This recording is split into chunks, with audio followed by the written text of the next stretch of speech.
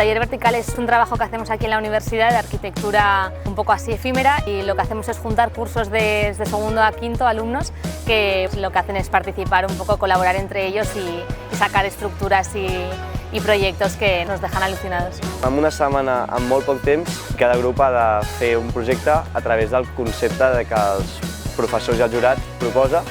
Cada año es un tema diferente. Este año es un poco la idea abstracta de lo que es la reutilización de las palas de aerogenerador, que se están intentando proponer ahora soluciones de cómo se pueden reaprovechar y reutilizar. The first day we get the information about the project, and they try to make sure that we understand the purpose of this project.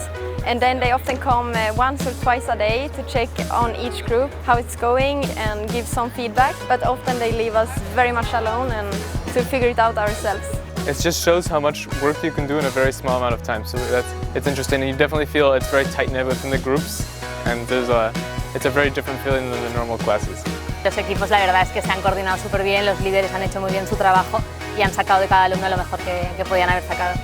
Yo creo que la mayoría de los arquitectos, yo siempre he oído, de lo que más han aprendido es de sus compañeros, ¿no? Era muy potente, como varias ideas, varias imágenes muy fuertes, espaciales, de distintas cosas, estaban en el aire como de todos y cada uno iba funcionando de forma distinta. Entonces eso, sí que esa riqueza sí que era lo más sugerente, ¿no? Trobo que el procés és molt maco, no hi ha cosa més maca i més interactiva entre tots nosaltres, entre companys i companyes, per fer això al final. I coneixes gent d'altres cursos que et donaran consells que et quedaràs amb ells per tota la vida, i el que és la voluntat, l'empatia, amb tot això, trobo que aquests valors són essencials per això. Treure els egos fora i ser aquí una comunitat que junts podem fer les coses millor.